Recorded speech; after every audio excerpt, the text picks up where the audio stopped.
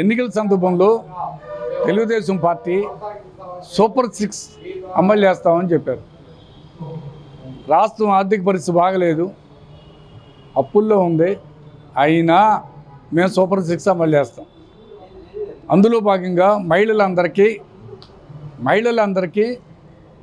మేము 1500 రూపాయల చొప్పున డబ్బులు ఇస్తాం. ప్రతి మనిషికి ఇస్తాం. ఎవరికి ఒక ఇంటికి ఒకళ్ళు ఇద్దరు అని కాకుండా ఆ వయసులో ఉన్న వాళ్ళందరికీ కూడా, ఆ కండిషన్లో ఉన్న వాళ్ళందరికీ కూడా మేము 1500 చొప్పున ఇచ్చేస్తాం, ఇంట్లో ఎంతమంది ఉంటే అంతమందికి అని చెప్పారు. ఈ మాట చెప్పింది తెలుగుదేశం పార్టీ రాష్ట్ర అధ్యక్షుడు, ఈరోజు ముఖ్యమంత్రి. ఇవాళ నిన్న అచ్చెన్నాయుడు గారి ప్రకటన చూస్తే ఆశ్చర్యం అనిపించింది.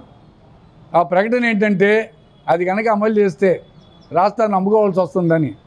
ఈ విషయం ముందు తెలీదా? గతంలో జగన్మోహన్ రెడ్డి గారు ఈ పథకాలు పెట్టేటప్పుడు విమర్శించారు. మీరు అంతకు మించిన పథకాలు పెట్టినప్పుడు ఎలా అమలు చేయాలో తెలియదా? మీరు 40 ఏళ్ల ఎక్స్పీరియన్స్ ఉన్న నాయకులు కదా, మీ పార్టీ కొత్తగా వచ్చిన పార్టీ కాదు కదా, మరి కూటమి కూడా 3 పార్టీలు కలిపి ఉన్నాయి కదా, మరి ఎందుకు దీన్ని మాట అన్నాడు? అచ్చెన్నాయుడు గారు అన్నారా లేదా? ఏఐ పెట్టిందని అంటారా? ఏఐ ద్వారా వచ్చిందంటారా? కొన్ని ఖండించండి. మేము అనలేదని అచ్చెన్నాయుడు గారితో మాట్లాడి డబ్బులు అమలు చేయించండి. ఈ డబ్బులు ఇప్పించండి మహిళలందరికీ.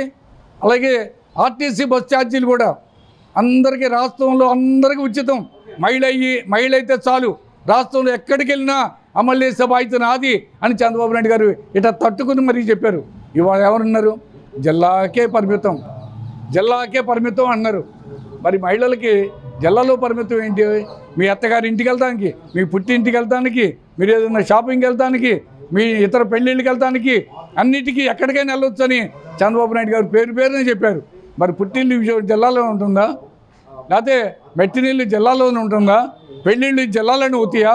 మరి చంద్రబాబు నాయుడు గారు మాట మార్చడం కరెక్ట్ కాదు. కాబట్టి వీటి మీద కూడా ఖచ్చితమైన స్పష్టత ప్రజలకు ఇవ్వాలని చెప్పని సిపిఎం డిమాండ్ చేస్తారు.